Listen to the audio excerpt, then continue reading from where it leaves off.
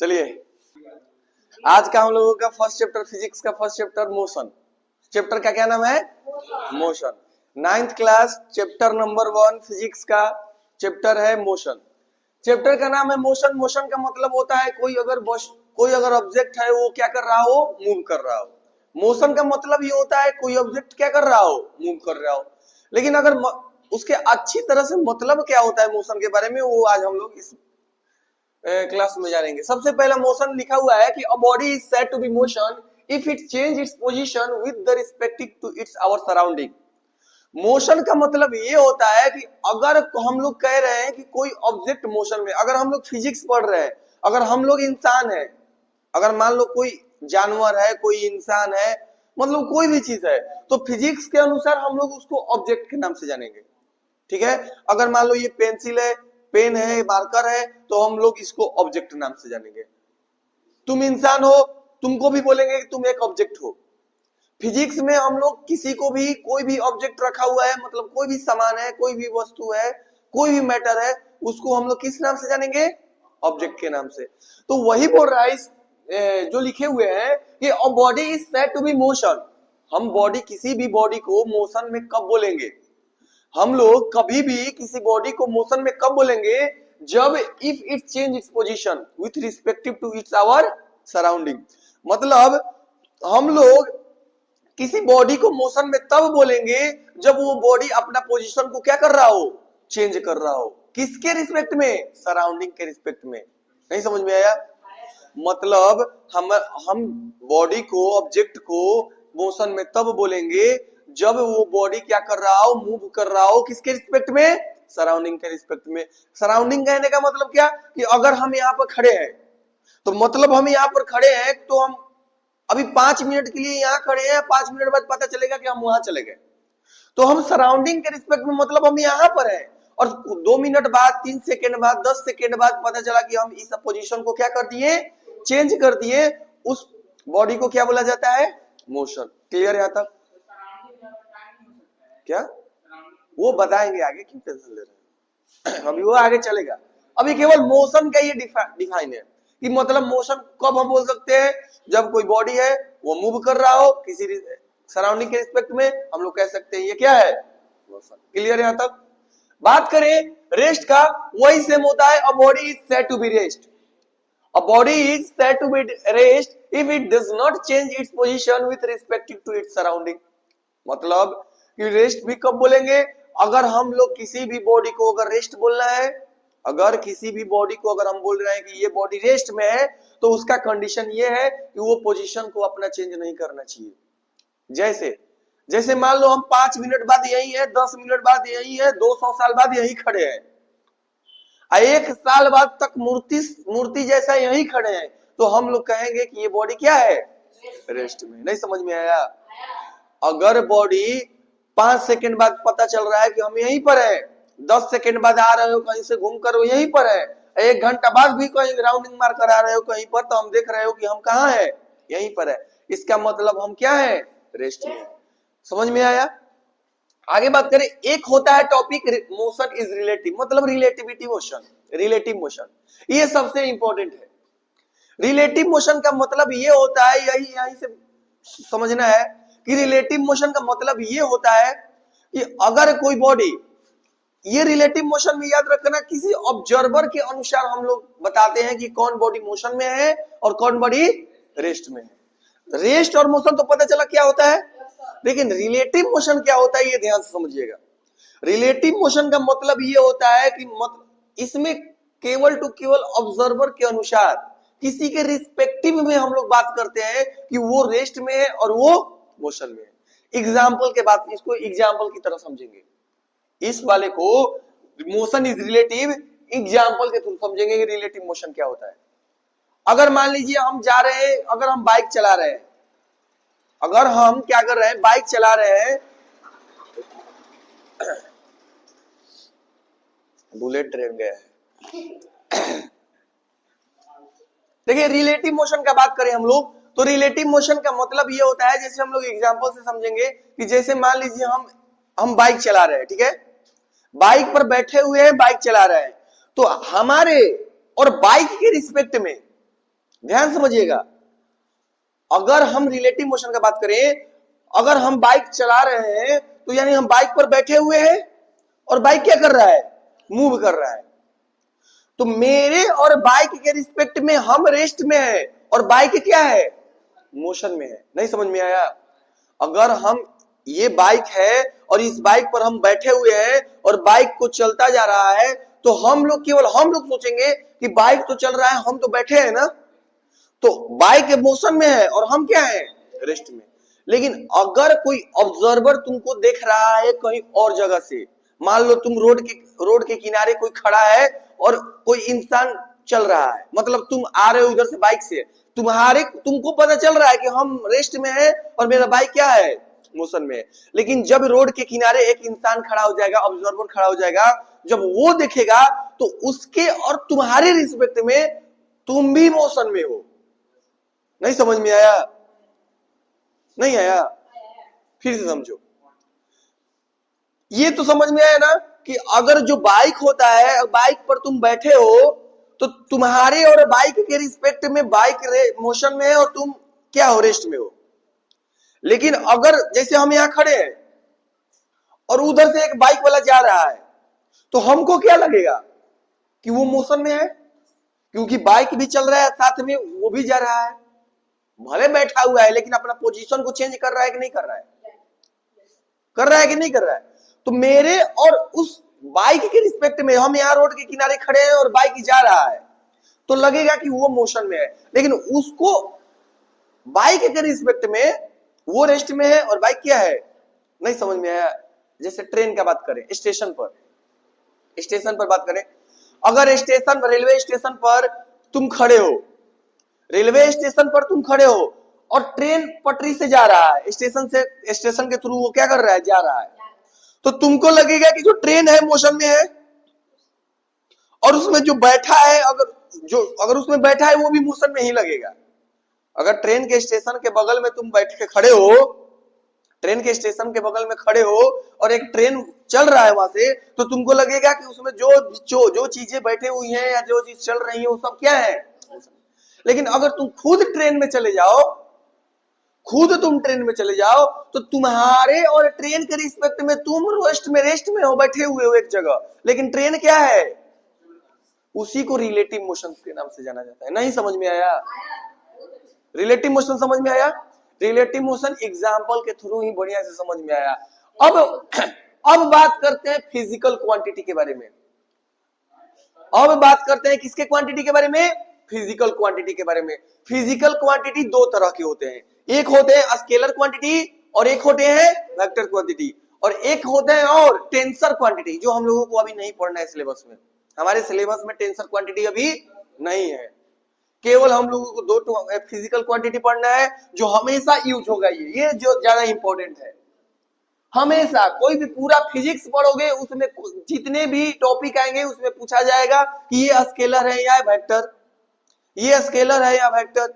लेकिन तीसरा नहीं पूछा जाएगा टेंसर, क्योंकि टेंसर क्वांटिटी तुमको 9th क्लास में नहीं पढ़ना है, तुम्हें कहां जाना पढ़ना है, 11th क्लास में जाओगे तो इसके बारे में बात किया जाएगा। ठीक है, अब बात करते हैं स्केलर क्वांटिटी। हमारा दो फिजिकल क्वांटिटी होते हैं, एक स्केलर क्वांटिटी और एक वेक्टर क्वांटिटी। स्केलर क्वांटिटी का बात करें, that quantity which have only magnitude not a direction is called scalar quantity.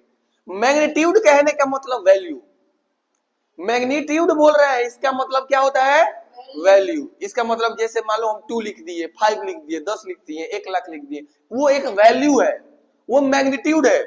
समझ में आया? 5 मतलब 5 क्या बोलते हैं, 5 केजी हो गया, 5 मीटर हो गया, 5 किलोमीटर हो गया, 10 हो गया, 20 हो गया, ये सब क्या है, वैल्यू है।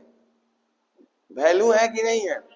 तो ये चीज क्या होते हैं, मैग्नीट्यूड, जिसमें डायरेक्शन की बात न किया जाए, जिसमें डायरेक्शन नहीं होता हो। जैसे एग्जांपल का बात करें, डिस्टेंस, डिस्टेंस में डायरेक्शन नहीं होते हैं, केवल डिस्टेंस होते हैं कि 30 किलोमीटर, 5 किलोमीटर, 7 किलोमीटर। ऐसा तो नहीं ना होता है कि तुम बाइक से जा रहे हो और लिखा हुआ है कि चेनारी -30 किलोमीटर, सासाराम -80 किलोमीटर, ऐसा तो नहीं लिखा हुआ रहता है। वो डिस्टेंस हमेशा पॉजिटिव रहता है। एक चीज और यहां से याद है, समझ में आया कि डिस्टेंस ऑलवेज पॉजिटिव। एक क्वेश्चन भी दिए थे यहां से, एक क्वेश्चन भी दिए थे 9th क्लास का जब एग्जाम लिए थे, डिस्टेंस पॉजिटिव होता है निगेटिव होता है, क्या हो गया, समझ में आया? मतलब डिस्टेंस निगेटिव नहीं होता है, समझ में आया ना? कि मान लो कि -30 किलोमीटर हमको ईस्ट में चलना है, -2 किलोमीटर हमको ईस्ट साइड में चलना है, ऐसा नहीं होता है, समझ में आया? Distance always positive magnitude. बात करें स्पीड, स्पीड हो गया, एनर्जी हो गया, वर्क हो गया, करंट हो गया, एरिया हो गया, वॉल्यूम हो गया, ये सब में केवल क्या होते हैं, मैग्नीट्यूड होते हैं, ना कि डायरेक्शन। वर्क, वर्क मतलब हम काम कर रहे हैं, कोई काम, जैसे अभी वर्क एनर्जी पावर हम लोगों का चैप्टर है, पढ़ेंगे बढ़िया से, उसके बारे में भी डिटेल में पढ़ेंगे, वर्क चैप्टर ही है तो आगे बात करेंगे। अभी हम लोग बात करेंगे किस पर, मोशन पर। ऐसे वर्क थोड़ा सा बता दे कि वर्क, देखो वर्क फिजिक्स के अनुसार से, फिजिक्स ये कहता है अगर तुम अपने पोजीशन को चेंज नहीं किए, वर्क ये बोलता है अगर तुम अपने पोजीशन को चेंज नहीं किए, इसका मतलब तुम वर्क 0 किए हो। अगर तुम इतना बड़ा, क्या बोलते हैं, मतलब ईंटा पत्थर भी क्यों ना रख लो इसके ऊपर, पसीना खूब बह रहा है, फिर भी वो फिजिक्स कहता है तुम कोई वर्क नहीं किया है, 0 वर्क, क्योंकि तुम एक ही जगह खड़ा है, अपनी पोजीशन को चेंज नहीं किया। कितना ऊपर भी एक बहुत बड़ा तुम घर लोड ले लो ना अपने सर पर, सबका बोरा ले लो, 50 किलो का बोरा ले लो चावल का, और फिर भी अगर वो एक जगह पर खड़े हो, अपना पोजीशन को चेंज नहीं किए, तो फिजिक्स कहता है कि नहीं तुम वर्क नहीं किए हो, तुम चुपचाप खड़े हो, कुछ कर लो, तुम वर्क नहीं किए हो, पोजीशन अपना चेंज नहीं किए हो, यानी वहां पर वर्क डन क्या हो जाएगा, 0। पढ़ेंगे चैप्टर 4 में, 4 या 3 में, 4 में है, 4 में है, 4 चैप्टर में पढ़ेंगे, बहुत डिटेल में इसके बारे में पढ़ेंगे, तो इसके बारे में अभी बात नहीं करेंगे। ये जो करंट है ना, यहां पर ये करंट टेंसर क्वांटिटी में आता है। जो करंट है इसको रखा गया है स्केलर क्वांटिटी में, जब 11th क्लास में जाओगे तो इसको टेंसर क्वांटिटी में बात किया जाएगा, क्योंकि इसके अंदर डायरेक्शन भी होते हैं और मैग्नीट्यूड भी होते हैं, लेकिन फिर भी रखा गया है किस क्वांटिटी में, इसलिए रखा गया है टेंसर क्वांटिटी में। ये क्या होता है, ये जो करंट होता है ना, ये एक पैरेललोग्राम लॉज होते हैं 11th क्लास में, उसको ये फॉलो ही नहीं करता। एक लॉज होता है पैरेललोग्राम लॉज, उसको ये फॉलो ही नहीं करता है करंट, इसीलिए इसको अलग कंडीशन में रखा गया है टेंसर क्वांटिटी में। अब इसके बारे में बहुत अच्छे तरह से पढ़ना है, अभी ध्यान नहीं देना, बस इतना समझ लो कि ये कौन सा क्वांटिटी है, स्केलर क्वांटिटी है। एरिया हो गया, वॉल्यूम हो गया, एनर्जी, स्पीड। अब स्पीड, जैसे स्पीड का बात करें, अब देखते हो ना कि जैसे बाइक पर बैठे हुए हो, आप बाइक पर बैठे हुए हो, अपना स्पीडोमीटर का कांटा केवल देखते रहते हो, 30 किलोमीटर 40 किलोमीटर प्रति आवर स्पीड से चल रहा है, 80 ठेका दिया, होता है कि नहीं हुआ? तो उसमें तुम स्पीड का बात करते हो तो क्या करते हो, 30 किलोमीटर प्रति घंटा स्पीड हमको नॉर्थ डायरेक्शन में नहीं, केवल कहते हो कि 30 किलोमीटर, मेरा स्पीड कितना है, 30 किलोमीटर, मेरा स्पीड कितना है, 100 किलोमीटर पर आवर, मेरा स्पीड कितना है, 10 किलोमीटर पर आवर की स्पीड से हम चल रहे थे। कोई पूछता है तो ऐसे थोड़ी बोलते हो, हम 10 किलोमीटर पर आवर के नॉर्थ डायरेक्शन में हम इसको मर्डर कर दिए, ऐसा तो नहीं हो रहा है कि मतलब हम 30 किलोमीटर पर आवर की स्पीड में चल रहे थे और उसको जाकर धक्का मार दिए।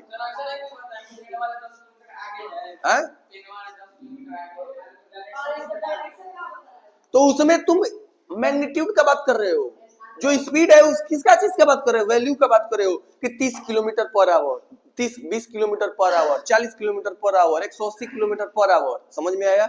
बुलेट ट्रेन का speed 400 kilometre per hour, 300 kilometre per hour, तो ये तुम क्या बात कर रहे हो, स्पीड का बात कर रहे हो, समझ में आया? तो जिसमें केवल क्या हो, मैग्नीट्यूड हो, नॉट अ डायरेक्शन। लेकिन अगर वेक्टर का बात करें तो इस क्वांटिटी में स्पीड क्या बोलते हैं, मैग्नीट्यूड और डायरेक्शन क्या होते हैं, दोनों होते हैं। मैग्नीट्यूड और डायरेक्शन क्या होते हैं, दोनों। एग्जांपल का बात करें, डिस्प्लेसमेंट अभी पढ़ेंगे हम लोग, वेलोसिटी पढ़ेंगे हम लोग, एक्सेलरेशन पढ़ेंगे हम लोग, फोर्स पढ़ेंगे, मोमेंटम, टॉर्क नहीं पढ़ना है, मोमेंटम पढ़ना है, फोर्स में टॉर्क नहीं पढ़ना है। टॉर्क एक इसको डिनोट किया जाता है ताऊ से, डिनोट किया जाता है ताऊ, इसको ताऊ बोला जाता है। क्या बोला जाता है? ताऊ। इसके बारे में हम लोग 11वीं क्लास में पढ़ेंगे। इसको डिनोट बता दिए, इसको ताऊ बोला जाता है। ताऊ जी नहीं, ताऊ। समझ में आया? तो ये सब चीज अभी हम लोग पढ़ेंगे। तो जैसे अब जैसे वेलोसिटी की बात करें तो वेलोसिटी में भी मैग्नीट्यूड भी होता है कि 30 किलोमीटर मैग्नीट्यूड, 30 किलोमीटर क्या 30 किलोमीटर पर आवर के मैग्नीट्यूड, किस डायरेक्शन में, किसी पार्टिकुलर डायरेक्शन में मेरा वेलोसिटी इतना था।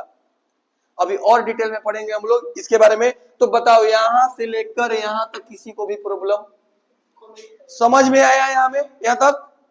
चलिए अगला, चलिए देखिए अभी हम बताए हैं फिजिकल क्वांटिटी के बारे में, स्केलर क्वांटिटी और वेक्टर क्वांटिटी। स्केलर क्वांटिटी की बात करें तो स्केलर क्वांटिटी में क्या था? जिसमें केवल क्या हो? मैग्नीट्यूड हो। और वेक्टर क्वांटिटी में जिसमें मैग्नीट्यूड और डायरेक्शन दोनों हो। लेकिन अगर बात करें हम लोग मैग्नीट्यूड और डायरेक्शन का, तो बात कर दिए कि मैग्नीट्यूड तो सबको पता है कि क्या होता है 2, 4, 6, 8 जो वैल्यू होते हैं वो मैग्नीट्यूड होते हैं, ठीक है। लेकिन अगर बोला जाए तुमसे कोई क्वेश्चन कर दे ये कि आखिर डायरेक्शन कैसे पता करते हैं कि हम लोग वेक्टर क्वांटिटी में ये डायरेक्शन कैसे है, ध्यान से समझिएगा। उस चीज को यहाँ पर लेकर आ रहे हैं कि जैसे मान लिया कार्टेशियन प्लेन आप लोग पढ़े होंगे, ऐसे इधर पॉजिटिव होता है, इधर निगेटिव होता है, ऊपर पॉजिटिव होता है और नीचे निगेटिव होता है कि नहीं होता है? इधर पॉजिटिव, इधर निगेटिव, उधर पॉजिटिव और नीचे निगेटिव। तो इसमें वेक्टर क्वांटिटी में बात करते हैं कि अगर मान लो यहां पर देखो क्या होता है, east, west, north, south, east, west, north, south, ये तो डायरेक्शन होता है। अब जिस डायरेक्शन में मूव करोगे, मान लो कि तुम यहां तुम्हारा इनिशियल पॉइंट है और यहां से तुम चलना स्टार्ट किए हो, यहां से तुम क्या करना स्टार्ट किए हो? चलना स्टार्ट किए हो। तो जिस डायरेक्शन में चल रहे हो उस हिसाब से बात करेंगे कि वो पॉजिटिव होगा या निगेटिव होगा, कि पॉजिटिव होगा या निगेटिव। अगर ईस्ट, यहां से ईस्ट में चल रहे हो, इसका मतलब क्या, उसका डायरेक्शन क्या होगा? पॉजिटिव। अगर यहां से वेस्ट में जा रहे हो तो डायरेक्शन क्या होगा? निगेटिव। अगर नॉर्थ में जा रहे हो तो डायरेक्शन क्या होगा? पॉजिटिव। और साउथ में जा रहे हो तो डायरेक्शन क्या होगा? निगेटिव। समझ में आया? अब बात करें हम लोग डिस्टेंस का। डिस्टेंस को हम लोग डिनोट डी से किया जाता है। पहली बात, बहुत सारे लोग क्या करते हैं एस से भी डिनोट कहते हैं कि एस से डिनोट होता है, लेकिन एस से होता है डिस्प्लेसमेंट। एस से क्या होता है? डिस्प्लेसमेंट। और लोग क्या करते हैं कि उसके ऊपर वेक्टर लगा देते हैं। ऊपर क्या लगाते हैं? वेक्टर। अब वेक्टर लगाकर और बोलते हैं कि ये क्या है? डिस्प्लेसमेंट है, लेकिन डिस्टेंस है। लेकिन नहीं, डिस्टेंस को हम लोग किसी भी क्या करते हैं? डिनोट कर सकते हैं, डी से कर सकते हैं। तुम्हारे ऊपर मर्जी है तुम किससे करना चाहते हो, लेकिन ज्यादातर हमेशा डी से ही किया जाता है।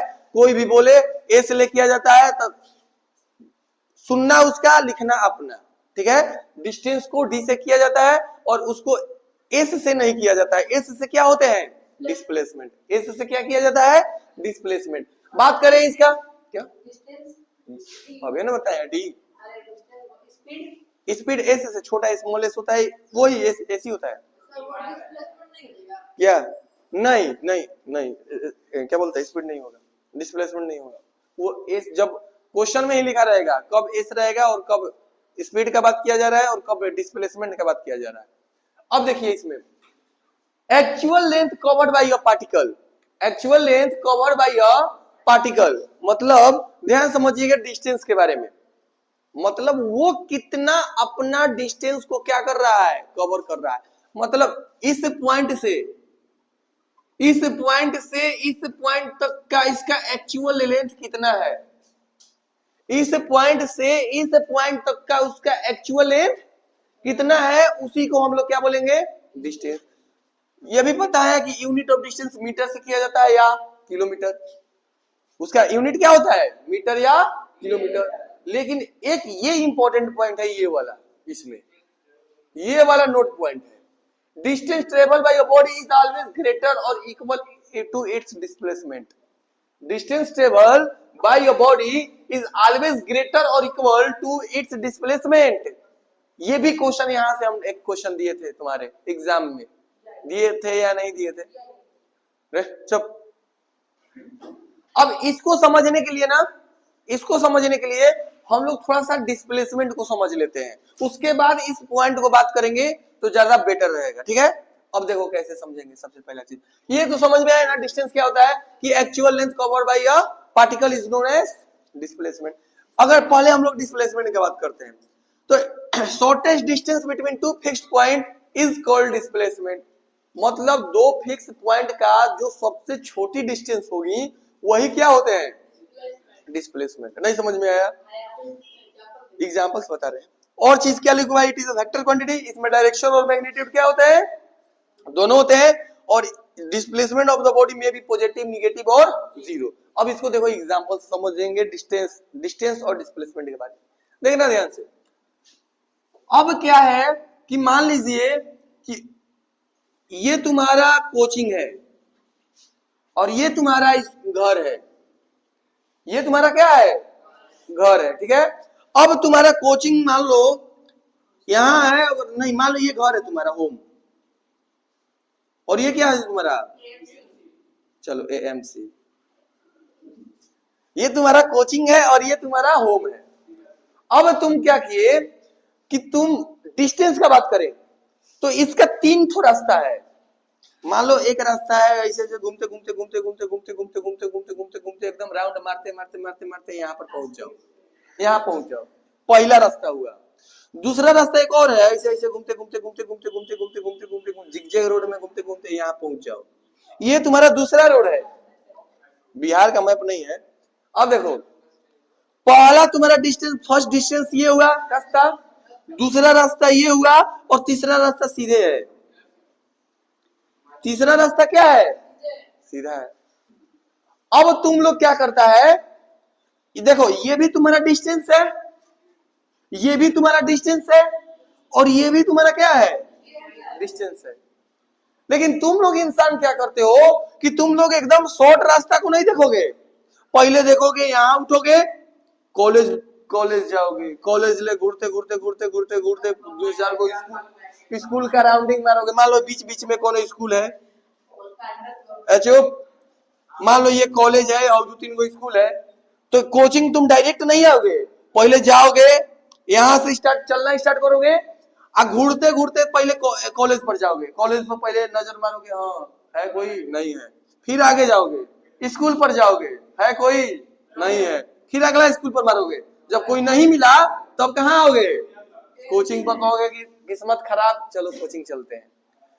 फिर कहोगे कि ये रास्ता तो क्या हुआ, पहला दिन डे फर्स्ट था तुम्हारा, फर्स्ट डे था ये, पहला दिन सोचे कि चलो इस रास्ता में कोई मिल ही नहीं रहा है, चलो हम दूसरा वाला रास्ता ट्राई करते हैं, लेकिन हवाई रास्ता नहीं दिख रहा है, सब कौन रास्ता ढूंढता है, यही वाला दिखता है। पहले राउंड मारेगा पूरा एकदम, साइकिल एकदम नचाएगा सांप की जैसा सांप की जैसा साइकिल नचाते हुए पहुंचेगा यहाँ पर। लेकिन इससे क्या पता चल रहा है, ये भी तुम्हारा डिस्टेंस है, ये भी तुम्हारा डिस्टेंस है, और शॉर्टेस्ट वाला ये भी तुम्हारा क्या है। तो डिस्प्लेसमेंट का मतलब ये होता है, डिस्टेंस तो मतलब समझ में आया ना कि actual path covered by a particle, मतलब ये पूरा पाथ को कवर कर लिया, उसको हम लोग क्या बोलेंगे, डिस्टेंस। और डिस्प्लेसमेंट को बोला जाता है कि जितने भी रास्ता हो उसमें सबसे छोटा वाला रास्ता तुम्हारा क्या होता है, डिस्प्लेसमेंट। तो तुम लोग डिस्प्लेसमेंट को नहीं देखता है, सीधे देखता है क्या, डिस्टेंस। तो इस समझ में आया डिस्प्लेसमेंट क्या होता है कि जो सबसे शॉर्टेस्ट रास्ता होता है, डिस्टेंस होता है, उसी को क्या बोला जाता है, डिस्प्लेसमेंट। डिस्प्लेसमेंट और डिस्टेंस समझ में आया।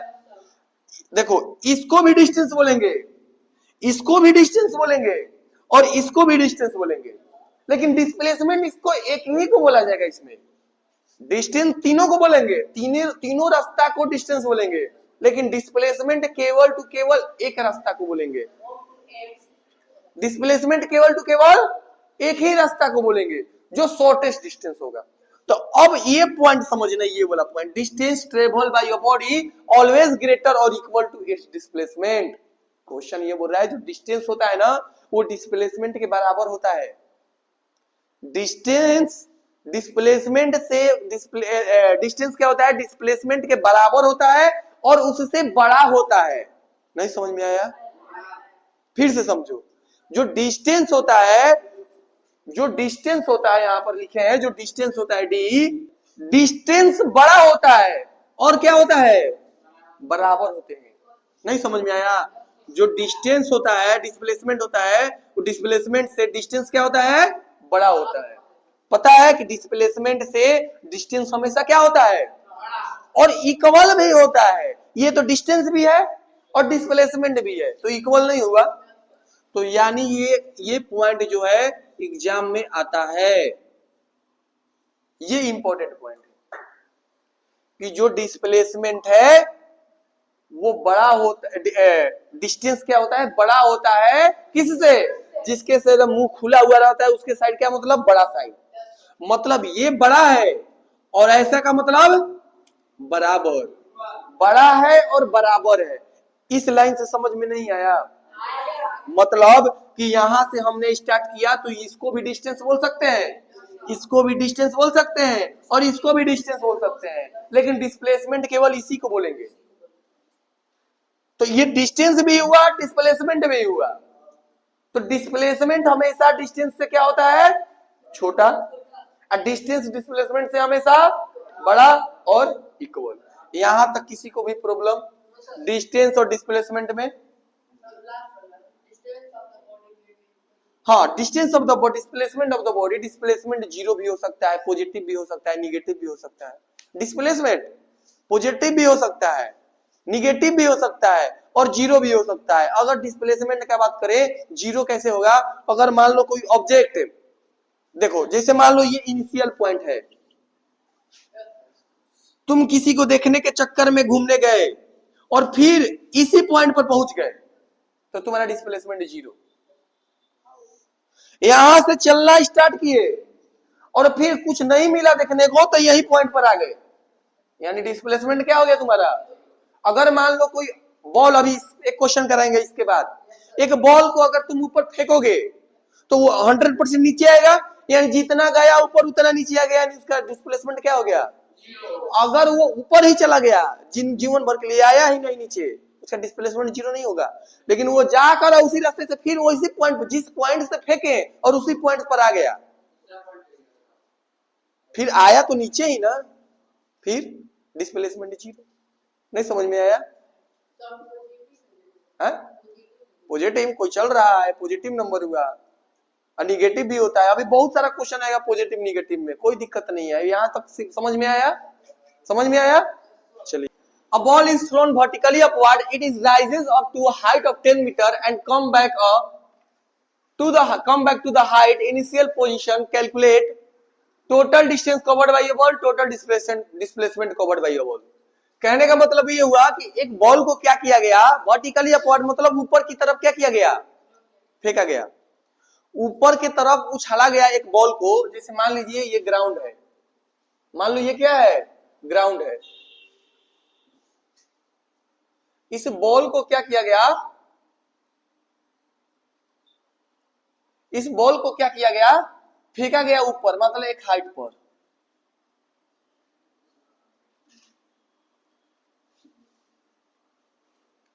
देखिए ध्यान समझिएगा, इस thrown vertically upward rises of the height 10 metre. जब उसको फेंका गया ऊपर तो उसका हाइट कितना था, 10 मीटर।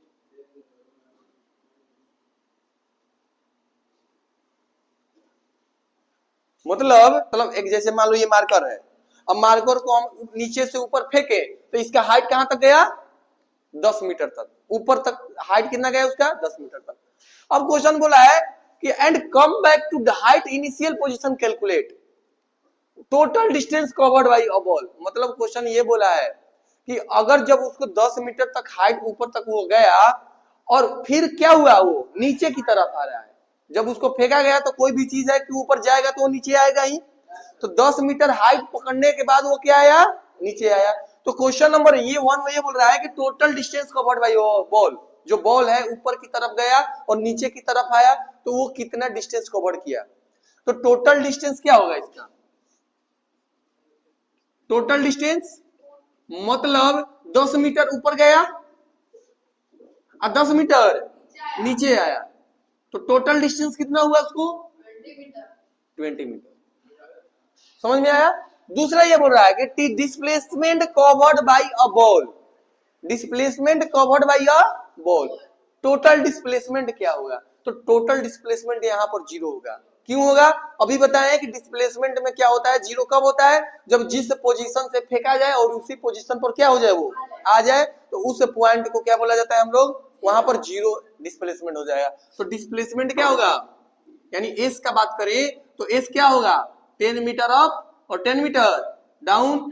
नेट डिस्प्लेसमेंट क्या होगा, 0 मीटर। नेट डिस्प्लेसमेंट क्या होगा, 0 metre. Question number 2, a farmer moves along the boundary of a square field of side 10 metre in 40 second.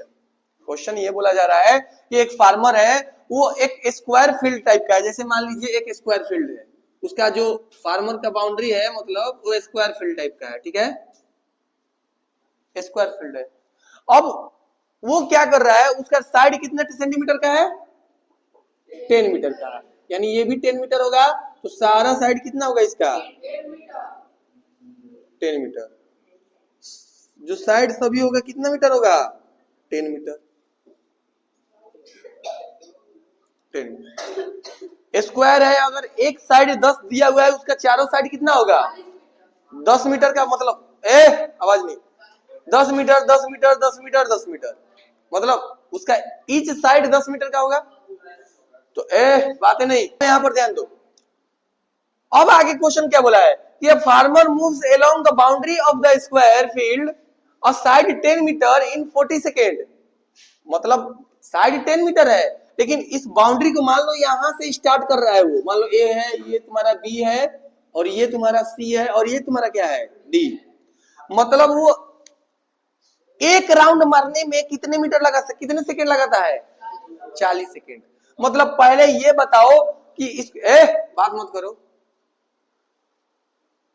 यहां से चलना स्टार्ट करता है और एक राउंड वो 40 सेकेंड में क्या कर लेता है, कंप्लीट कर लेता है। एक राउंड कितने सेकेंड में, 40 सेकेंड में। तो क्वेश्चन ये बोला है, what will be the magnitude of the displacement of the farmer at end 2 minute 20 second from his initial position. Question क्या बोला है, ध्यान समझना। यहाँ ये मत समझो कि 10 मीटर इन 40 सेकेंड, यही लोग कंफ्यूज होते हैं कि 10 मीटर 40 सेकेंड में मार रहा है, नहीं।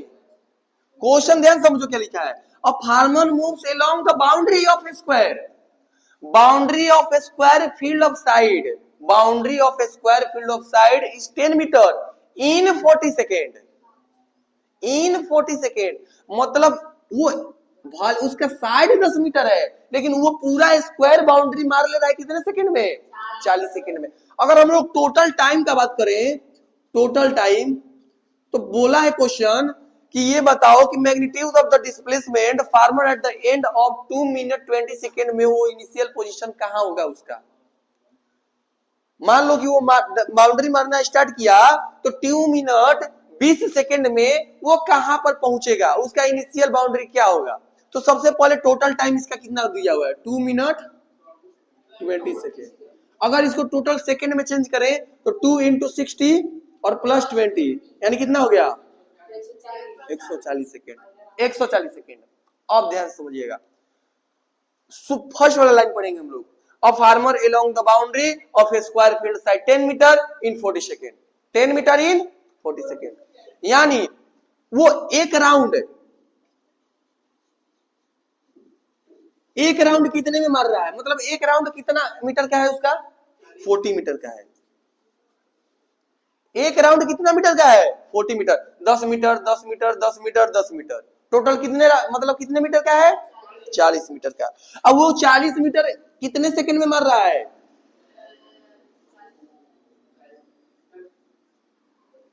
40 सेकंड में। वो एक राउंड कितने सेकंड में, 40 सेकंड में। तो ये बताओ, तो क्वेश्चन ये बोला है कि 2 मिनट 20 सेकंड, मतलब 140 सेकंड में वो कहां पर पहुंचेगा, A B C D position से वो कहां पर पहुंचेगा। यानी ए पोजीशन से वो चलना स्टार्ट किया, तो देखो ध्यान समझना, यहां से चलना पूरा एक राउंड मारा तो वो कितना सेकंड हुआ, 40 सेकंड। एक राउंड कितना सेकंड, फिर दोबारा चलना स्टार्ट किया तो दोबारा राउंड क्या होगा, 80 सेकंड, फिर इसी पोजीशन पर पहुंचेगा। ध्यान समझना, एक राउंड 40 सेकंड में मारा तो सेकंड राउंड कितना होगा, सेकेंड राउंड 80 सेकेंड में, फर्स्ट राउंड 40 सेकेंड में, तो सेकेंड राउंड 80 सेकेंड में।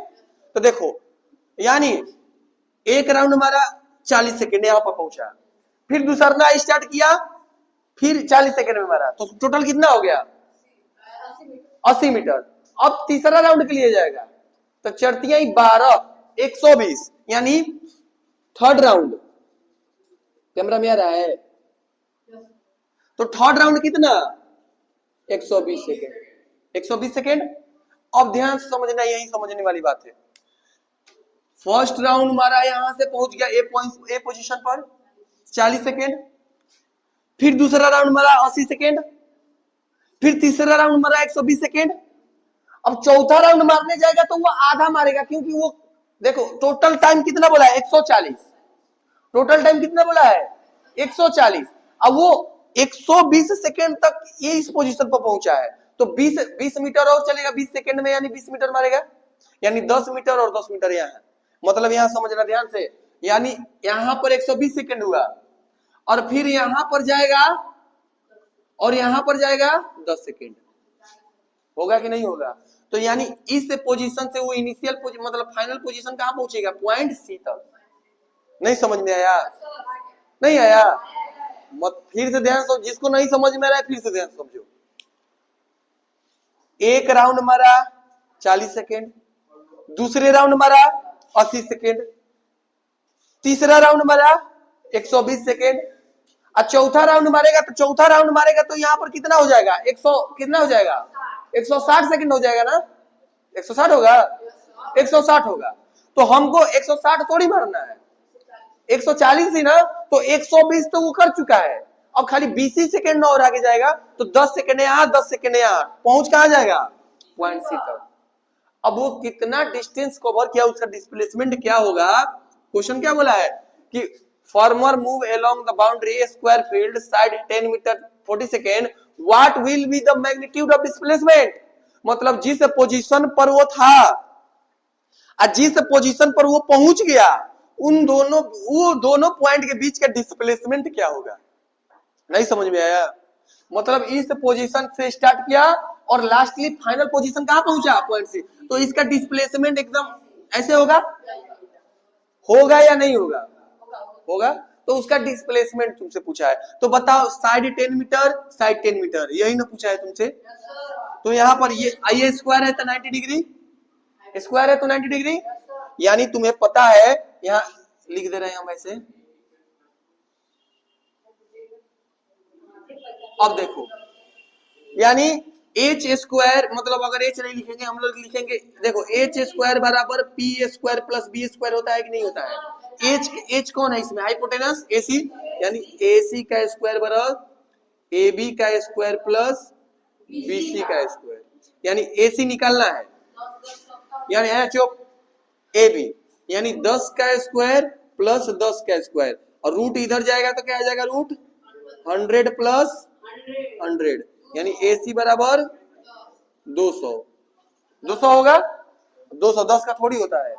इसका आंसर कितना होगा AC बराबर 10 रूट क्या होगा इसका, तो 10 रूट 2 सेंटीमीटर में है कि मीटर में, मीटर। इसका डिस्प्लेसमेंट क्या होगा 10 रूट 2 मीटर। यहां तक किसी को डाउट है?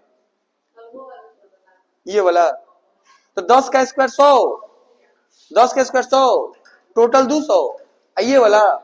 तो देखो जिसको ये नहीं आ रहा है, यानी मैथ कमजोर है तुम्हारा, यानी 200 है, तो 200 को फैक्टराइज करो, 2 से कितने बार में 100 बार में, 2 से कितने बार में 2 से कितने बार में, अब 5 से कितने बार में। तो देखो एक बाहर निकलेगा जो जोड़ा है तो, और 2 बाहर निकलेगा एक जोड़ा है तो, 5 दूना का 10 हो गया, अंदर में रूट 2। नहीं समझ में आया? अगला क्वेश्चन है, a body moves in a circular path. Question given में दिया हुआ है, एक सर्कुलर पाथ दिया हुआ है जिसका रेडियस कितना centimetre 7 centimetre. Find the distance and displacement from A से B to C, A to B to C to D, और A to B to C to D, और से ई। ए है कि ए है? ये क्वेश्चन दिया हुआ है, इसका डिस्प्लेसमेंट और डिस्टेंस को फाइंड करना है। डिस्प्लेसमेंट और डिस्टेंस को क्या करना है? फाइंड करना है। तो सबसे पहले हम लोग क्वेश्चन ये बोला है कि ए से बी का हमको डिस्टेंस और डिस्प्लेसमेंट फाइंड करना है, यानी पॉइंट ए से लेकर और ये बी तक का क्या करना है?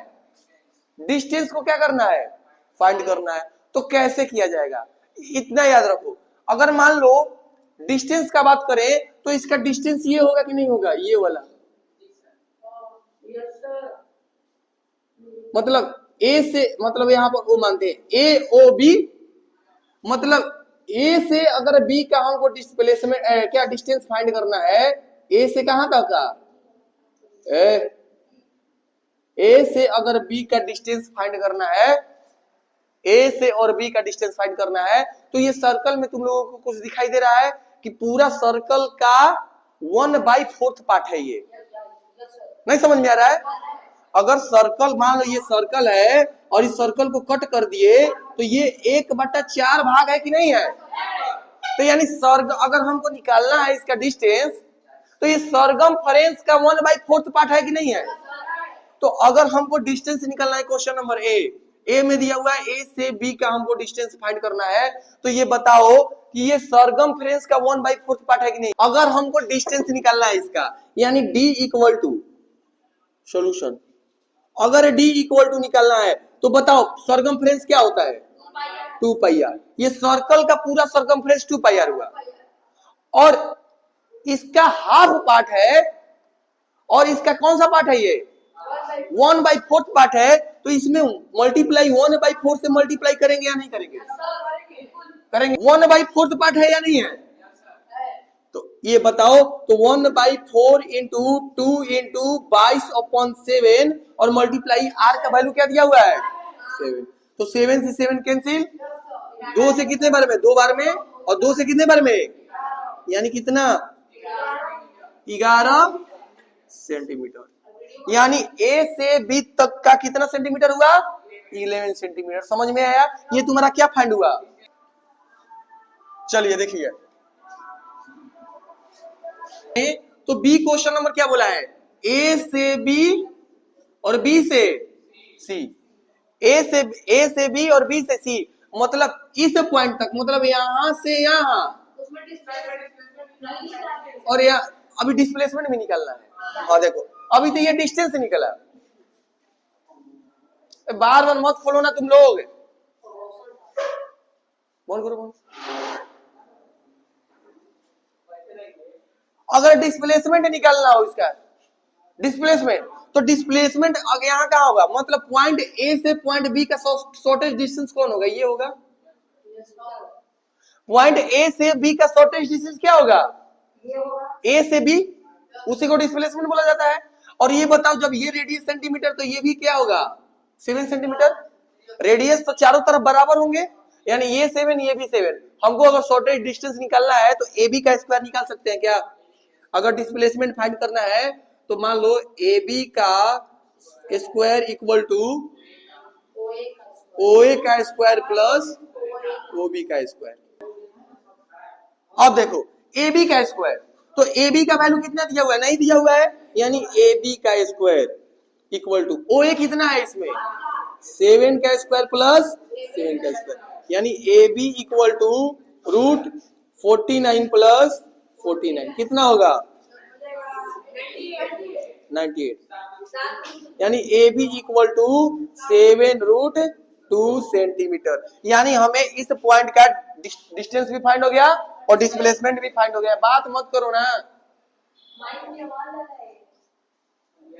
डिस्टेंस और डिस्प्लेसमेंट दोनों क्या हो गया? फाइंड हो गया। समझ में आया? अब बात करें ए से बी और बी से सी का। ए से बी और बी से सी का, तो ये बताओ हमको पॉइंट ए से बी का डिस्टेंस और बी से सी का डिस्टेंस, मतलब देख रहे हो ना, सेमी सर्कल बन रहा है कि नहीं बन रहा है? Semi circle. अब जैसे ये वाला केवल पार्ट 1/4 था, तो ये 1/2 पार्ट है। पूरा सर्कमफेरेंस का कितना पार्ट है? 1/2 है कि नहीं है? तो हम लोग क्या करेंगे, अगर डिस्टेंस फाइंड करना है इसका, तो 1/2 इंटू 2πr, पूरा 2πr का 1/2 पार्ट है कि नहीं है? तो देखो 2 से 2 क्या हो जाएगा, कैंसिल, यानी 22/7 और मल्टीप्लाई आर का वैल्यू तो कट गया, तो कितना बच गया, 22 सेंटीमीटर। बच गया नहीं बच गया। अगर इसका डिस्प्लेसमेंट का बात करें, डिस्प्लेसमेंट का बात करें तो देखो डिस्प्लेसमेंट इसका शॉर्टेस्ट डिस्टेंस ए से सी का शॉर्टेस्ट डिस्टेंस ये सेम है, यानी 7 सेंटीमीटर ये और 7 सेंटीमीटर, क्योंकि ये भी तो क्या है तुम्हारा रेडियस है कि नहीं है, ये वाला रेडियस है, तो यानी डिस्प्लेसमेंट क्या हो जाएगा 7 सेंटीमीटर प्लस 7 सेंटीमीटर, यानी कितना हो जाएगा 14 सेंटीमीटर। समझ में आया। अब बात करें हम लोग सी पॉइंट का, तो सी पॉइंट क्या है, ए से बी, बी से सी और सी से डी, मतलब ए पॉइंट से बी पॉइंट से सी और सी पॉइंट से डी। तो ये बताओ हमें, ये जो पार्ट है सर्कल का 3/4 पार्ट है कि नहीं है, सरकमफेरेंस का 3/4 पार्ट, यानी डिस्टेंस बराबर क्या हो जाएगा 3/4 पार्ट इंटू 2 पाई आर, यानी 2 से कितने बार में, यानी 3/2 मल्टीप्लाई 22/7 और मल्टीप्लाई आर का वैल्यू 7 से 7 कैंसिल, 2 से कितने बार में 11 तिया 33 सेंटीमीटर। डिस्प्लेसमेंट आ गया और डिस्टेंस आ गया। अगर डिस्प्लेसमेंट का बात करें तो अच्छा ए से और डी का शॉर्टेस्ट डिस्टेंस क्या होगा, ये होगा शॉर्टेस्ट डिस्टेंस, ये होगा कि नहीं होगा। आइए बताओ ये भी रेडियस है कि नहीं है कि नहीं है, तो ये बताओ जब ये भी 7 सेंटीमीटर है, ये भी 7 सेंटीमीटर है, ये भी ये वाला जो परपेंडिकुलर है ये भी कितना सेंटीमीटर है 7, और ये भी 7 है, तो डिस्प्लेसमेंट नहीं निकल जाएगा हाइपोटेनस, यानी एडी का स्क्वायर बराबर एओ का स्क्वायर प्लस ओडी का स्क्वायर, यानी एडी बराबर रूट एओ कितना है 7 का स्क्वायर प्लस, यानी एडी बराबर रूट 98 और एडी बराबर 7√2 सेंटीमीटर। समझ में आया। अब अगला बात करें हम लोग यहाँ क्वेश्चन नंबर डी का, तो ए से बी, बी से सी और सी से डी और डी से ए, तो ये बताओ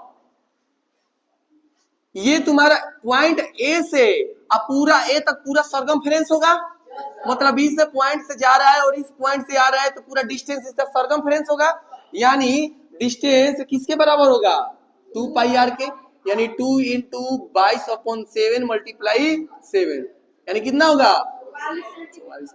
और जब डिस्प्लेसमेंट का बात करें तो जिस पॉइंट से आया उसी पॉइंट पर आ गया, तो उसका डिस्प्लेसमेंट क्या होगा। समझ में आया। आज के लिए इतना ही, अब हम मिलते हैं हम लोग अगले क्लास।